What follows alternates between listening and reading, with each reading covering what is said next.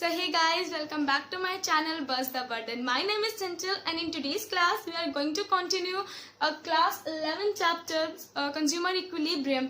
तो सबसे पहले गाइज मैं आप लोगों से सॉरी कहना चाहती हूँ कि मैंने माइक्रो इकोनॉमिक्स की वीडियो इतनी लेट अपलोड की है, लेकिन आप लोग जैसे जानते ही हो कि मैं मैथ्स की वीडियो 3-4 दिन से अपलोड कर रही थी, जिसकी वजह से माइक्रो इकोनॉमिक्स की वीडियो जो है वो अपलोड नहीं कर पा रही थी। एक और इम्पॉर्टेंट चीज़ कि अब सितंबर आ गया है ना, तो सिलेबस हमारे पास बहुत ज़्यादा है।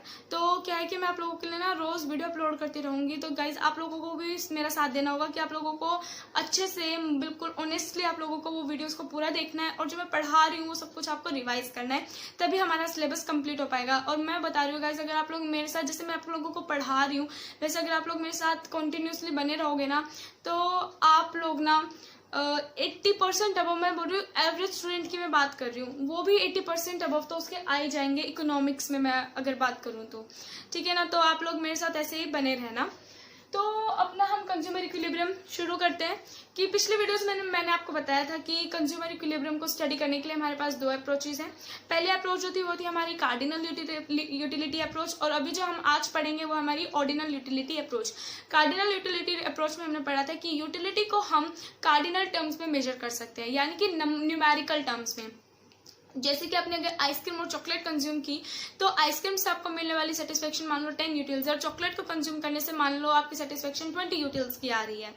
तो लेकिन जो आज के मॉडर्न इकोनॉमिस्ट हैं वो ये कहते हैं कि हम यूटिलिटी को रैंकिंग तो दे सकते हैं, यानी कि मान लो कि हमने कोई 2 गुड्स कंज्यूम किए तो हम उनको फर्स्ट और सेकंड रैंकिंग दे सकते हैं अपने टेस्ट के और अपने प्रेफरेंसेस के अकॉर्डिंग, लेकिन हम उनको न्यूमेरिकल टर्म्स में, एब्सोल्यूट टर्म्स में मेजर नहीं कर सकते, क्योंकि यूटिलिटी जो है वो एक साइकोलॉजिकल टर्म है। तो इस वजह से हम इसको एब्सोल्यूट टर्म्स में मेजर नहीं कर सकते। तो उन्होंने एक ऑर्डिनल यूटिलिटी अप्रोच दी जिसको हिग्सन एनालिसिस के नाम से भी जाना जाता है।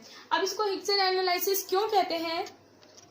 क्योंकि जो जे.आर. हिग्स थे उन्होंने ऑर्डिनल यूटिलिटी अप्रोच जो थी वो वर्ल्ड को दी थी, यानी कि ऑर्डिनल यूटिलिटी अप्रोच जो थी वो किसने बनाई थी? वो जे.आर. हिग्स ने बनाई थी, इसलिए इसको हिग्सन एनालिसिस के नाम से भी जाना जाता है। तो पेपर में अगर ऐसा हो कि मैम हिग्सन एनालिसिस आ गया तो आप भाई आपने तो वो करवाया नहीं, तो इसका दूसरा नाम क्या है? हिग्सन एनालिसिस के नाम से भी इसको जाना जाता है। अब इसमें सबसे हम पहले पढ़ेंगे इनडिफरेंस कर्व। अब जो हम पढ़ रहे हैं सबसे पहले हमें उसका मतलब पता होना चाहिए। तो इनडिफरेंस का मतलब क्या होता है? सबसे पहले डिफरेंस का मतलब क्या होता है? जिसके बीच में आप क्या कर सको? तुलना कर सको, कंपैरिजन कर सको, है ना, कि कौन सी चीज में, मतलब कोई भी बेस ले लो उसके अकॉर्डिंग उनको डिफरेंशिएट करो। इनडिफरेंस जहां पे आप डिफरेंशिएट ही नहीं कर सकते, जहां पे आपको दोनों चीजें सेम लग रही है ना। तो इनडिफरेंस का मतलब है जहां पे आप बिल्कुल सेम चीज, जहां पे क्या है, इक्वल है जहां पे, ठीक है ना। तो अब इनडिफरेंस कर्व की बात करते हैं। अब कंज्यूमर इक्विलिब्रियम की बात करें तो कंज्यूमर से रिलेटेड तो होगा, और कंज्यूमर से रिलेटेड है तो सेटिस्फेक्शन तो जरूर आएगी। तो इनडिफरेंस कर्व का मतलब है ये एक ग्राफिकल रिप्रेजेंटेशन है उन सभी ऑल्टरनेटिव कॉम्बिनेशंस की of bundles of 2 goods among which a consumer is indifferent। यानी कि अब देखो कंज्यूमर है वो गुड्स को कंज्यूम करता है इकोनॉमी में, तो कुछ ऐसे कॉम्बिनेशंस होंगे जो उसको सेम लेवल ऑफ सेटिस्फेक्शन देंगे। तो उन सेम जो कॉम्बिनेशंस हैं जो सेम लेवल ऑफ सेटिस्फेक्शन दे रहे हैं, उन सबको हमने एक साथ मिला दिया और उसको हमने कर्व पे शो कर दिया जिसका नाम है इनडिफरेंस कर्व। तो यहाँ पे जितने भी कॉम्बिनेशंस होंगे ना, उनसे जो मिलने वाली सेटिस्फेक्शन है कंज्यूमर को वो हमेशा सेम रहेगी, कम या ज्यादा नहीं रहेगी।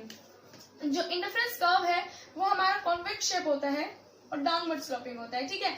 तो इस पे y x, यहाँ गुड x है, यहाँ गुड y है, ठीक है। यहाँ पे जितने भी कॉम्बिनेशन होंगे, इस कर्व पे जितने भी कॉम्बिनेशन लाई करेंगे, उनसे मिलने वाली जो सेटिस्फेक्शन होगी वो हमेशा सेम रहेगी।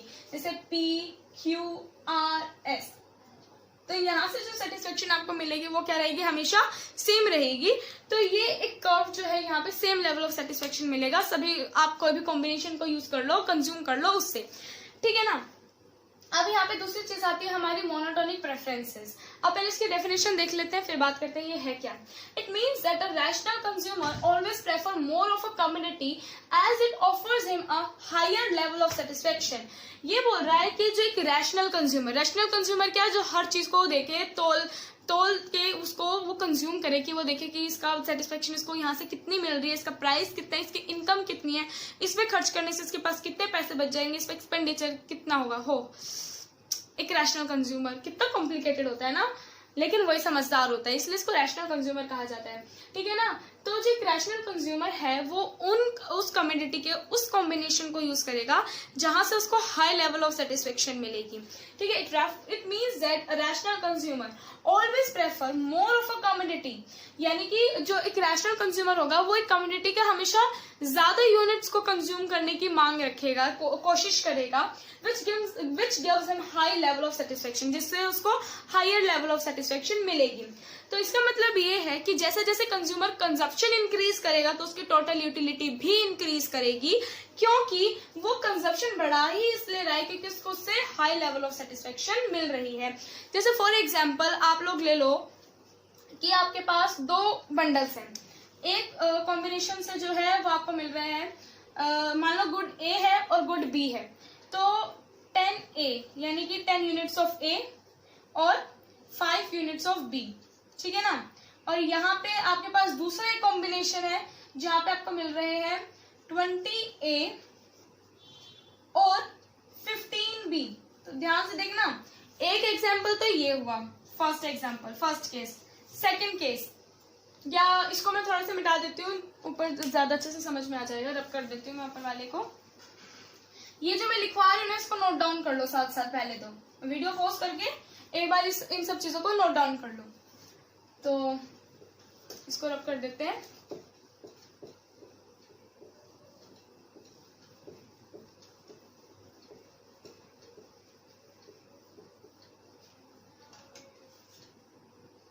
ओके। अब यहाँ देखो, जैसे 2 कॉम्बिनेशन हमारे पास, फर्स्ट, सेकेंड, थर्ड, 3 केसेस का बता रही हूँ, तीनों केसेस का। मोनोटोनिक प्रेफरेंसेस कहाँ पे होगी एक कंज्यूमर की। मान लो 10 यूनिट्स एक वो गुड ए की कंज्यूम करता है और 5 यूनिट्स जो है वो बी गुड की कंज्यूम करता है। ठीक है ना। या मान लो ये एप्पल है, ये बनाना, यानी कि 10 यूनिट वो एप्पल की यूज कर रहा है, कंज्यूम कर रहा है, और 5 यूनिट वो बनाना की कंज्यूम कर रहा है। ठीक है ना। दूसरी एक और कॉम्बिनेशन इधर है जहां पे उसको मिल रहा है 20A और 15B, यानी कि 20 यूनिट्स वो ए की कंज्यूम कर रहा है और 15 यूनिट्स वो बी की कंज्यूम कर रहा है। पहले ये वाला केस बताती हूँ। इसमें क्या होगा, अगर आप देखो इन दोनों में से ऐसा कौन सा कॉम्बिनेशन है जहां पे उसको ज्यादा सेटिस्फेक्शन मिलेगी। अगर वो इसको कंज्यूम करेगा तो यहाँ पे उसको ज्यादा सेटिस्फेक्शन मिलेगी, राइट। तो वो क्या करेगा, मैंने जैसे बोला कि मोर ऑफ अ कम्युनिटी, एक कम्युनिटी का ज्यादा तो हो सकता है लेकिन उसके जो साथ वाली कम्युनिटी है उसका कम नहीं होना चाहिए। अगर उसका कम होगा तो उस बंडल को वो चूज नहीं करेगा। अब यहाँ देखो, यहाँ 10, पहले वो 10 एप्पल्स कंज्यूम कर रहा था और 5 बनाना कंज्यूम कर रहा था, या फिर वो 20 एप्पल्स कंज्यूम कर रहा है और 15 बनाना कंज्यूम कर रहा है। और अभी हमने पढ़ा कि कंजप्शन इंक्रीजेस तो टोटल यूटिलिटी ऑल्सो इंक्रीजेस। तो इस केस में क्या होगा, वो कौन से बंडल को चूज करेगा, वो कौन से, इस वाले बंडल को चूज करेगा। क्यों? क्योंकि कंजप्शन इंक्रीज करने से उसकी टोटल यूटिलिटी ज्यादा इंक्रीज हो रही है, क्योंकि वो हायर सेटिस्फेक्शन के लिए ही कम्युनिटी का ज्यादा कंज्यूम करेगा। तो यहाँ क्या होगा, यहाँ कंज्यूमर की जो प्रेफरेंसेस होंगी वो मोनोटोनिक होंगी, राइट। एक और एग्जांपल ले लो, जैसे 10A और 10B ही लेते हैं, 5B इसके साथ के सारे देखते हैं। अगर मान लो यहाँ पे होता 15A एंड 5B, यहाँ पे देखो मैंने बोला कि एक ज्यादा हो सकता है लेकिन दूसरा कम नहीं होना चाहिए, उतना रह सकता है लेकिन उससे कम नहीं होना चाहिए। ठीक है ना। अब यहाँ देखो, पहले ये कंज्यूम कर रहा था, दो कॉम्बिनेशन है जहाँ पे वो 10 एप्पल्स कंज्यूम करेगा और 5 बनाना, और दूसरा है जहाँ पे 15 एप्पल कंज्यूम करेगा और 5 बनाना कंज्यूम करेगा। तो बताओ उसको वो कौन से कॉम्बिनेशन पे मोनोटोनिक होगा, यानी कि कौन से ऐसे कॉम्बिनेशन है जहाँ पे उसकी प्रेफरेंसेस क्या है, वो मोनोटोनिक है, यानी कि वो ज्यादा हायर सेटिस्फेक्शन की तरफ मूव करेगा, वो है ये, क्योंकि ज्यादा कंजप्शन से टोटल यूटिलिटी उसकी इंक्रीज कर रही है। क्योंकि देखो ये बढ़ रहा है लेकिन ये कम नहीं हो रहा, ये उतना का उतना है, तो यहाँ पे उसकी प्रेफरेंसेस जो है वो मोनोटोनिक है। एक केस ले लेते हैं जहाँ पे एक कम हो रहा है एक बढ़ रहा है, जैसे कि 10A और 5B ही है। यहाँ पे ले लो 20A है और 1B है। अब यहाँ पे जो कंज्यूमर होगी उसकी जो प्रेफरेंसेस होंगी वो मोनोटोनिक नहीं होंगी। क्यों नहीं होंगी? वो इसलिए नहीं होंगी, अगर इसका और इसका देखो तब बता रही हूँ मैं, कि जैसे मान लो कि इन दोनों में से अगर ये 10A है, यानी कि पहले अगर वो 10A और 5B कंज्यूम कर रहा था, अब वो 20A और 1B कंज्यूम करेगा, नहीं करेगा। मैं इसके साथ इसको कंपेयर कर रही हूँ, इसको और इसको नहीं, ठीक है ना। तो देखो इसका ये तो बढ़ गया, 10A से 20A तो हो गया, लेकिन 5B से 1B हो गया, यानी कि एक की कंजप्शन कम हो गई। लेकिन यहाँ क्या कहा है कि एक का ज्यादा हो सकता है लेकिन दूसरे का कम नहीं होना चाहिए। लेकिन यहाँ क्या हो रहा है, एक का ज्यादा तो हो रहा है लेकिन दूसरे का कम हो रहा है। तो कंज्यूमर जो है वो इसको यहाँ पे उसकी प्रेफरेंसेस मोनोटोनिक नहीं होंगी, बजाय वो क्या करेगा, इसी को कंज्यूम करेगा। क्यों? क्योंकि उसको हालांकि इसके कंपैरिजन एप्पल्स के कंपैरिजन में तो इसको यहाँ कम मिल रहा है, लेकिन बनाना यहाँ इसका कम नहीं हो रहा है इसलिए, ठीक है ना। तो मोनोटोनिक प्रेफरेंसेस समझ में आ गया कि एक का ज्यादा हो सकता है लेकिन दूसरे का कम नहीं होना चाहिए, ठीक है। ये था हमारा मोनोटोनिक प्रेफरेंसेस। अब देखते हैं इंडिफरेंस कर्व क्या हो, इंडिफरेंस मैप। अभी हमने पढ़ा है इंडिफरेंस कर्व, है ना। अब मैप क्या होता है, देखो ग्लोबल मैप तुम स्टडी करते हो ना, वर्ल्ड मैप, तो उसमें क्या होता है, सारी कंट्रीज इंक्लूडेड होती हैं। एक तो होती है कि भाई पर्टिकुलर कंट्री का मैप होता है, जैसे इंडिया का अपना एक मैप होता है, दूसरी कंट्रीज, पाकिस्तान का अपना एक मैप है, अफ्रीका का अपना एक मैप है, लेकिन इन सबका एक कॉमन मैप होता है जिसको हम बोलते हैं वर्ल्ड मैप, जिसमें क्या है सारी कंट्रीज जो है वो शो होती हैं। ऐसे ही हमारा एक इंडिफरेंस मैप होता है। मान लो वो जो इंडिफरेंस कर्व थी वो अलग अलग कंट्रीज थी, उनका अपना अलग अलग एक ग्राफ था। इंडिफरेंस मैप में क्या होता है कि सारे के ये फैमिली होती है इंडिफरेंस कर्व की, यानी कि यहाँ पे सारे के सारे इंडिफरेंसेस कर्व जो होंगे वो दिखाई जाएंगे। और कंज्यूमर जो होगा वो हमेशा हायर आईसी की तरफ, आईसी मतलब इंडिफरेंस कर्व की तरफ मूव करने की कोशिश करेगा। इसको भी एक्सप्लेनेशन में बताऊंगी इसकी प्रॉपर्टीज में, उससे पहले इतना समझो कि इंडिफरेंस मैप है क्या। Refers to the family of IC that represent consumer preferences over all bundles of two goods, यानी कि ये फैमिली है आईसी कर्व्स की जहाँ पे कंज्यूमर की प्रेफरेंसेस देखी जाती हैं, यानी कि वो कौन से आईसी की तरफ मूव करता है। और हमेशा याद रखना जितना ऊपर आईसी होगा, जितना हायर आईसी होगा, उतनी ज्यादा सेटिस्फेक्शन हमें एक कंज्यूमर को मिलेगी। तो वो हमेशा कोशिश करेगा कि वो हायर आईसी की तरफ मूव करे। क्यों? क्योंकि उसको वहां पे सेटिस्फेक्शन ज्यादा मिलेगी। तो अब आगे चलते हैं और बात करते हैं कि एमआरएस क्या होता है, ठीक है ना। एमआरएस क्या होता है, इंडिफरेंस कर्व में इक्विलिब्रियम कहाँ होता है, सब कुछ पढ़ेंगे। बस पेशेंस रख के मेरे साथ पूरी वीडियो जरूर देखना, क्योंकि हाफ नॉलेज जो होती है it is very dangerous, right. तो अब आगे चलते हैं और देखते हैं एमआरएस है क्या। तो अब बात करते हैं मार्जिनल रेट ऑफ सब्स्टिट्यूशन के बारे में। अब मार्जिनल रेट ऑफ सब्स्टिट्यूशन होता क्या है? It refers to the number of units of good Y that needs to be sacrificed for gaining one extra unit of good X, यानी कि good X की एक एक्स्ट्रा यूनिट को gain करने के लिए, कंज्यूम करने के लिए जितनी यूनिट्स Y की सेक्रीफाइस की जा रही है उसे हम कहते हैं मार्जिनल रेट ऑफ सब्स्टिट्यूशन। देखो एक एक वर्ड का मतलब, मार्जिनल मतलब एडिशन ऑफ वन, रेट मतलब तो पता ही है, सब्स्टिट्यूशन का मतलब क्या है कि जिसको आप सब्स्टिट्यूट कर सकते हो, यानी कि एक को दूसरे के साथ रिप्लेस कर सकते हो, राइट। तो ये बोल रहा है कि मार्जिनल रेट ऑफ सब्स्टिट्यूशन, यानी कि ये मार्जिनल रेट ऑफ सब्स्टिट्यूशन क्या है, वो रेट है जिसपे हम दो कमोडिटीज को सब्स्टिट्यूट कर सकते हैं, यानी कि वो एक रेट जिसपे हम जो गुड एक्स के एक यूनिट को कंज्यूम करने के लिए एक additional unit, one additional unit को कंज्यूम करने के लिए, यानी कि मार्जिनल, यानी कि एक एडिशनल यूनिट को कंज्यूम करने के लिए जितनी यूनिट्स हम वाई की सेक्रीफाइस कर रहे हैं, यानी कि सब्स्टिट्यूट कर रहे हैं, उसे हम कहते हैं मार्जिनल रेट ऑफ सब्स्टिट्यूशन। और इसका फॉर्मूला क्या होता है, MRXY is equal to delta Y upon delta X। Delta मतलब यहाँ डेल्टा क्या शो कर रहा है, यहाँ पे डेल्टा शो कर रहा है चेंज, यानी कि y में जो चेंज आया है with respect to change in x, यानी कि जो MRS है x का 4y, इसको हम कैसे पढ़ेंगे, MRS ऑफ x 4y, ठीक है ना। अब MRS देखो क्या होता है कि MRS हमेशा डिक्रीज करता है। अब MRS डिक्रीज क्यों करता है वो हम पढ़ेंगे। अब मैंने आप लोगों को पढ़ाया था law of diminishing marginal utility, जो ये कहता है कि जैसे हमारी कंजप्शन इंक्रीज करेगी तो उससे मिलने वाली जो मार्जिनल यूटिलिटी है वो हर बार डिक्रीज करेगी।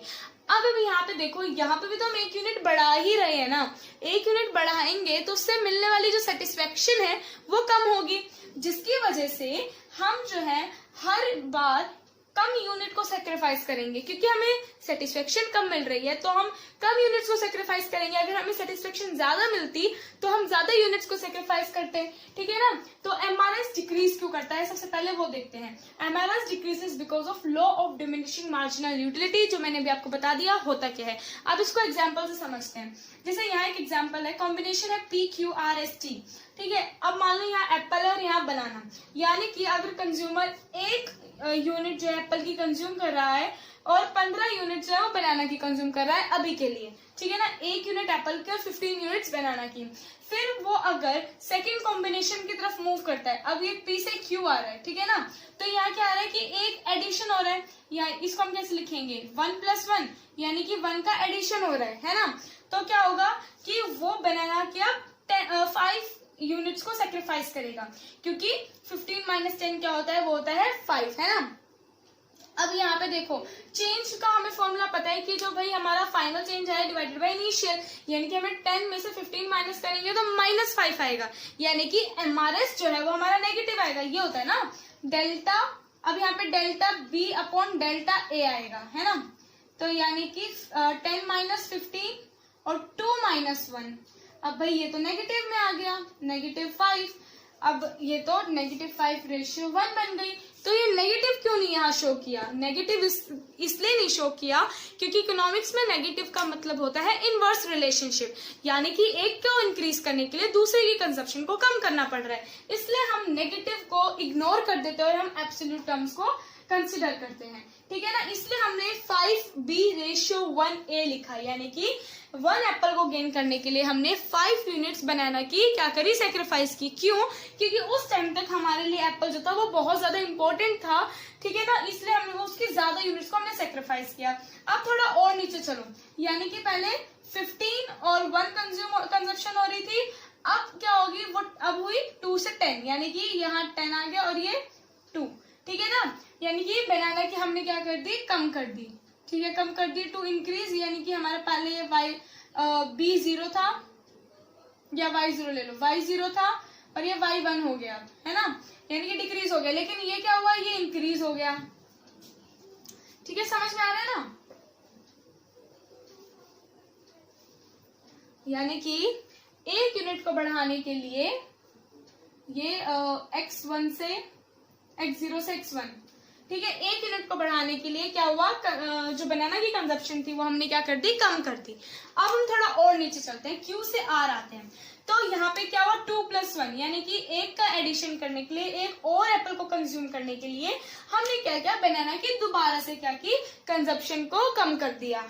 कितना कम किया, अब 4 यूनिट्स कम किया। भाई पहले 5 यूनिट्स कम किया, अब 4 यूनिट्स, ऐसा क्यों, क्या अब क्या एप्पल कम इम्पोर्टेंट हो गया, इसलिए हुआ ऐसा क्योंकि law of diminishing marginal utility कहता है कि अगर आप कंजप्शन को इंक्रीज करते हो तो उससे मिलने वाली जो यूटिलिटी है वो कम हो जाएगी। तो यहाँ पे भी यही होगा, क्योंकि एप्पल की जो कंजप्शन है वो बढ़ रही है, जिसकी वजह से मार्जिनल यूटिलिटी क्या हो रही है, जो यूटिलिटी है, हाँ मार्जिनल यूटिलिटी वो कम हो रही है, जिसकी वजह से हम कम यूनिट्स को सेक्रीफाइस करेंगे, यानी कि 4B:1 नहीं। अब यहाँ पे ऐसे ही 3B:1B, 2B:1B। तो अब आप देखो कि जो आपका एमआरएस है वो कम हो रहा है ना। एमआरएस क्यों कम हुआ, law of diminishing marginal utility की वजह से। तो जितना नीचे आप जाओगे उतना आपका एमआरएस कम होता रहेगा, और इसीलिए ये जो इनडिफरेंस कर्व है, ये y है, ये x है, यहाँ गुड, यहाँ पे एप्पल है, गुड ए नहीं, यहाँ पे एप्पल लिया है ना हमने, यहाँ पे एप्पल है और यहाँ बनाना है, ठीक है ना। तो क्या हुआ कि ये जो है आईसी है, ये क्या है, कॉन्वेक्स शेप है। कॉन्वेक्स शेप क्यों है, वो है एमआरएस की वजह से, क्योंकि एमआरएस जो है वो स्लोप होता है आईसी का, इसलिए वो डिक्रीज करेगा तो आईसी भी डिक्रीज करेगा, ठीक है। तो ये हमारा एमआरएस है। अब हम बात करेंगे आईसी की प्रॉपर्टीज और इसके एजम्पशंस के बारे में, ठीक है, बहुत इंटरेस्टिंग टॉपिक है आईसी। तो अब बात करते हैं अपने इंडिफरेंस कर्व के बारे में। जैसे कि अभी हमने इंडिफरेंस कर्व की डेफिनेशन पढ़ी थी, अब हम इसके एजम्पशंस पढ़ेंगे कि क्या होते हैं। अभी इंडिफरेंस कर्व की डेफिनेशन क्या पढ़ी थी कि वो उन सभी कॉम्बिनेशंस को दिखाता है जहाँ पे कंज्यूमर इनडिफरेंट होता है, यानी कि जहाँ पे उसको सेम लेवल ऑफ सेटिस्फेक्शन मिलती है चाहे वो कोई भी कॉम्बिनेशन को कंज्यूम करे। ठीक है। अब इसके assumptions है कि सबसे पहले assumption है कि वो 2 ही कमोडिटीज को यूज करेगा, यानी कि यहाँ कंपलसरी है कि जो कंज्यूमर है अपनी फिक्स्ड इनकम के साथ, इनकम यहाँ क्या है, फिक्स्ड है, फिक्स्ड इनकम, ये इसमें लिख लो कि फिक्स्ड इनकम है, और यहाँ जो प्राइसेस हैं ऑफ गुड्स वो भी फिक्स्ड है, वो क्या है, वो भी फिक्स्ड है, यानी कि प्राइस भी फिक्स है, इनकम भी फिक्स्ड है, यानी कि जो उसकी फिक्स्ड इनकम है उसमें वो कंज्यूमर अपनी पूरी की पूरी इनकम उन 2 गुड्स के कंजप्शन में स्पेंड कर रहा है, यानी कि वो दोनों गुड्स के कंजप्शन करेगा। ऐसा नहीं होगा कि कंज्यूमर जो है वो एक्स गुड कंज्यूम नहीं कर रहा, सिर्फ वाई कंज्यूम करता जा रहा है, या फिर वो वाई की कंजप्शन नहीं कर रहा, सिर्फ गुड एक्स को कंज्यूम करता जा रहा है, ऐसा नहीं होगा। वो दोनों गुड्स के कंजप्शन पे अपने जो इनकम है उसको स्पेंड करेगा। पहली चीज with where the prices are fixed, यानी कि यहाँ जो गुड्स के प्राइसेस हैं वो भी फिक्स्ड ही रहेंगे। अब दूसरा है नॉन सेटाइटी, यानी कि यहाँ पे कोई भी पॉइंट ऑफ सेचुरेशन नहीं आएगा। कंज्यूमर हर बार ट्राई करेगा कि वो हायर लेवल पे जाए, यानी कि वो हायर आईसी पे जाए, क्योंकि वहां पे उसको सेटिस्फेक्शन भी हाई मिलेगी। क्यों मिलेगी? क्योंकि मोनोटोनिक प्रेफरेंसेस की वजह से। वो भी अच्छे से बताऊंगी कि हायर लेवल ऑफ सेटिस्फेक्शन किस कारण से मिलेगी, ठीक है ना। तो ये समझ में आया, नॉन सेटाइटी है, यानी कि वो क्या करेगा, हर बार वो कोशिश करता रहेगा कि वो हायर आईसी की तरफ मूव करे, वो कहीं पे भी स्टेबल नहीं होगा बेसिकली, ठीक है ना। अब बात करते हैं ऑर्डिनल यूटिलिटी। अब भाई ऑर्डिनल यूटिलिटी अप्रोच पढ़ रहे हैं तो ये तो है ही ऑब्वियस ही बात है कि ऑर्डिनल यूटिलिटी की जो कंज्यूमर है वो अपनी जो यूटिलिटी है वो उसको रैंक कर सकता है, उसको न्यूमेरिकल टर्म्स में एक्सप्रेस नहीं कर सकता है, ठीक है ना। फिर उसके बाद बात करते हैं diminishing marginal rate of substitution. जो एमआरएस है वो क्या करेगा, वो डिक्रीज करेगा, क्योंकि अगर वो डिक्रीज ही नहीं करेगा तो कंज्यूमर जो कॉन्वेक्स शेप है आईसी की वो कहां से आएगी। और दूसरी चीज की अभी हम जब इसका इक्विलिब्रियम पढ़ेंगे तब पढ़ेंगे एमआरएस क्यों जरूरी है। जैसे कि हमने कार्डिनल यूटिलिटी में पढ़ा था कि वो जो लॉ था, law of diminishing marginal utility, वो क्यों जरूरी था। ऐसे में इसमें पढ़ेंगे कि यहाँ एमआरएस डिक्रीज होना क्यों जरूरी है। अभी आप सिर्फ इतना ध्यान रखो, इसके एजम्पशंस हैं कि एक तो 2 गुड्स कंज्यूम हो रहे हैं, नॉन सेटाइटी है, जो कंज्यूमर है वो ऑर्डिनल यूटिलिटी है, डिमिनिशिंग एमआरएस है, और अगली चीज है कि रैशनल कंज्यूमर है। वही सिंपल सी बात है, रैशनल कंज्यूमर तो कार्डिनल यूटिलिटी अप्रोच में भी पढ़ा था, ठीक है ना। अब बात करते हैं इसकी प्रॉपर्टीज। इसकी 4 प्रॉपर्टी है आईसी की, आपको सारी अच्छे से पता होनी चाहिए। पहली है कॉन्वेक्स टू ओरिजिन, वही है। अब देखो किसी भी कर्व की ना कॉन्वेक्स शेप क्यों आती है, उसके स्लोप के कारण। अब हमें पता है कि एमआरएस जो है वो किसका स्लोप है, आईसी का स्लोप है, और एमआरएस क्या करता है, वो डिक्रीज करता है। अब एमआरएस डिक्रीज करता है उसका मतलब है कि जो आईसी होगा वो कॉन्वेक्स शेप में होगा। अब मैंने बताया था कि एमआरएस डिक्रीज क्यों करता है, because of law of diminishing marginal utility, क्योंकि कंजप्शन बढ़ाओगे तो उससे मिलने वाली जो मार्जिनल यूटिलिटी है वो कम होगी। टोटल यूटिलिटी बढ़ेगी, मार्जिनल यूटिलिटी कम होगी। अब दूसरा पॉइंट, ये तो सिंपल सा था, कॉन्वेक्स टू द ओरिजिन, ठीक है, यानी कि ऐसी शेप होती है उसकी, दिखाती हूँ मैं आप लोगों को, चलो अभी बनाऊंगी तब दिखाऊंगी।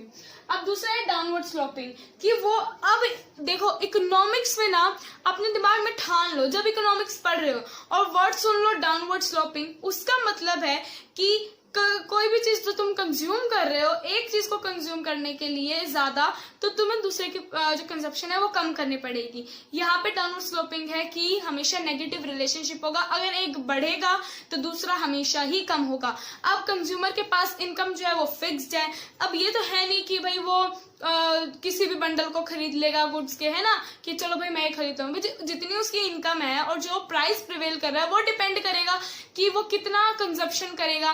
तो उसके अकॉर्डिंग क्या करेगा, अगर वो एक की कंजप्शन बढ़ा रहा है तो उसको दूसरे की कंजप्शन कम करनी पड़ेगी। वही है डाउनवर्ड स्लोपिंग, यानी कि अगर वो गुड एक्स की कंजप्शन को बढ़ा रहा है तो उसको गुड वाई की कंजप्शन को कम करना ही पड़ेगा, यानी कि उसको गुड वाई की जो यूनिट्स है उसको सेक्रीफाइस करना पड़ेगा। ये था डाउनवर्ड स्लोपिंग। अब यहाँ इसको रब कर देती हूँ ताकि तुम्हें समझ में आए कि higher IC means higher satisfaction क्यों होता है। अभी इसलिए मैंने बोला था कि मोनोटोनिक प्रेफरेंसेस जो है वो जरूरी है, ध्यान रखना। अभी अगर भूल गए हो तो पीछे थोड़ा सा देख लो कि मोनोटोनिक प्रेफरेंसेस है क्या, पीछे करके वीडियो को थोड़ा, ठीक है ना। देखो higher IC means higher satisfaction. अभी आईसी बनाते हैं हम इधर, ठीक है, ये y है, ये x एक्सिस है, यहाँ x, यहाँ मान लो बनाना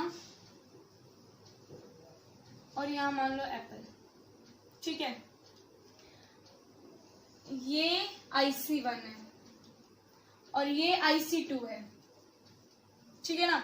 अब यहाँ देखो, मान लो जैसे कि यहाँ पे उसकी कंजप्शन थी 10A और 5B, ठीक है, और यहाँ इसकी कंजप्शन है इसके ऐसे पैरेलल बिल्कुल,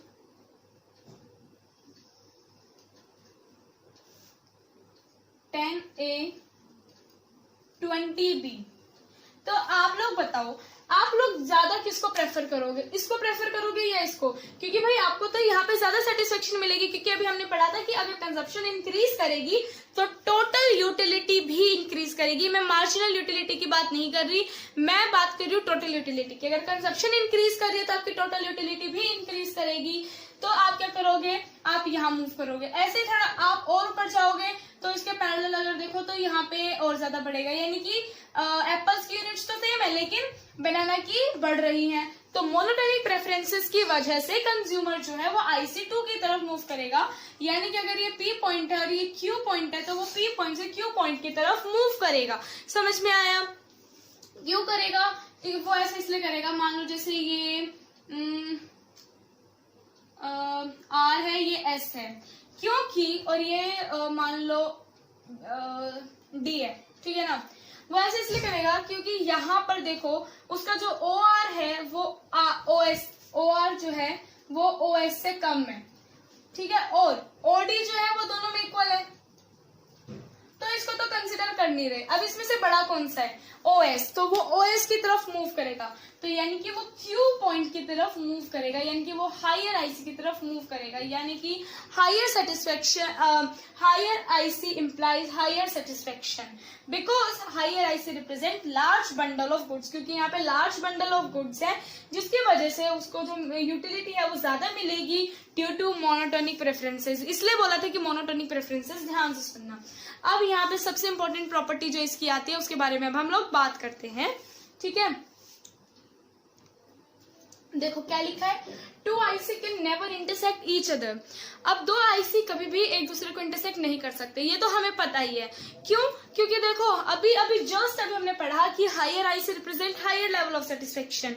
अब अगर मान लो कि ये 2 IC बना दिए मैंने, ये और ये, अगर क्योंकि देखो अब देखो अगर ये दोनों एक दूसरे को इंटरसेक्ट करेंगे तो क्या होगा। अब ये ध्यान रखना कि higher IC means higher level of satisfaction, ठीक है।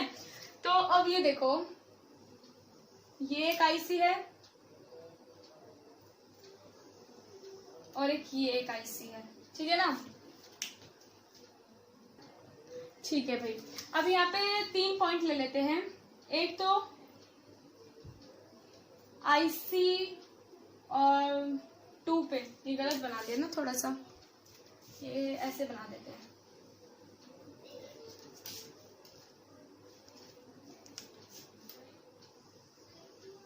इससे और ऐसे, ये ठीक रहेगा ना। IC1 और ये IC2। अब यहाँ पे एक B पॉइंट है, ये B जो कि IC2 पे है, एक पॉइंट है A और एक पॉइंट है IC1 पे C, ठीक है ना। अब ये देखो हमने बोला कि ये अब मान लो एक टाइम के लिए मान लो कि 2 IC एक दूसरे को इंटरसेक्ट कर रहे हैं, तो उस केस में क्या होगा। अगर 2 IC एक दूसरे को इंटरसेक्ट कर रहे हैं यानी कि उनसे मिलने वाली जो सेटिस्फेक्शन है वो भी सेम रहेगी, है ना। अब देखो अगर 2 IC एक दूसरे को इंटरसेक्ट करेंगे तो क्या होगा कि उनसे मिलने वाली सेटिस्फेक्शन भी इक्वल होगी। अब तुम अगर इस IC को देखो, IC1 को, IC1 में हमें पता है कि लेवल ऑफ सेटिस्फेक्शन सेम ही रहेगा, तो यानी कि जो यूटिलिटी A से मिलेगी वो किसकी इक्वल होगी, यूटिलिटी फ्रॉम C, यानी कि C से मिलने वाली यूटिलिटी और A से मिलने वाली यूटिलिटी क्या होगी, सेम होगी इन IC1, इन IC1। और अगर तुम देखो कि IC2 को देखो, इन IC2 जो यूटिलिटी होगी B से मिलने वाली वो इक्वल टू होगी यूटिलिटी फ्रॉम A। देखो IC1 अगर देखो तो A और C की यूटिलिटी सेम होगी, क्योंकि हमने पढ़ा है कि सेम लेवल ऑफ सेटिस्फेक्शन दिखाते हैं। और IC2 में देखो तो B और A जो है वो IC2 पे लाई कर रहे हैं, है ना। तो ये है हमें ये दिख रहा है कि utility from B is equal to utility from A। अगर तुम फर्स्ट और सेकंड को कंपेयर करो तो यहाँ से तुम्हें क्या पता चल रहा है कि utility from C is equal to utility from B।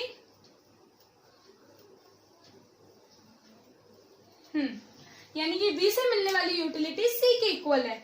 तो अब तुम्हें बताओ कि B से मिलने वाली यूटिलिटी क्या C के इक्वल दिख रही है?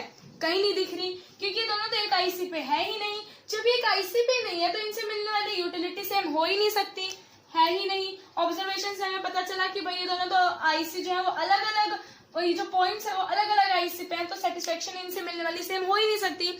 और अभी हमने पढ़ा कि हायर लेवल ऑफ जो IC है, higher IC implies higher level of satisfaction. तो यहाँ से हमें पता चलता है कि दो IC एक दूसरे को इंटरसेक्ट नहीं कर सकते। क्यों नहीं कर सकते? क्योंकि अगर करते तो B जो है वो C के इक्वल होना चाहिए था, पर यहाँ तुम देखो ऑब्जर्व करो तो B C के इक्वल है ही नहीं। तो two IC can never intersect each other. आज की क्लास में हमने IC के बारे में बात किया, अगली क्लास में हम बजट लाइन के बारे में बात करेंगे और इक्विलिब्रियम देखेंगे IC कर्व को यूज करके। ठीक है, तो तब तक के लिए जो मैंने पढ़ाया वो सारा का सारा रिवाइज कर लेना। और सबसे इम्पोर्टेंट काम जो तुम्हें करना है वो क्या है, मेरे वीडियो को लाइक कर देना, शेयर कर देना, चैनल को सब्सक्राइब कर देना और बेल आइकन को प्रेस करना तो बिल्कुल भी मत भूलना, क्योंकि उससे तुम्हें मेरे लेटेस्ट वीडियो के नोटिफिकेशंस मिलते रहेंगे। तो मिलते हैं अगले वीडियो में, तब तक के लिए बाय बाय फ्रेंड्स।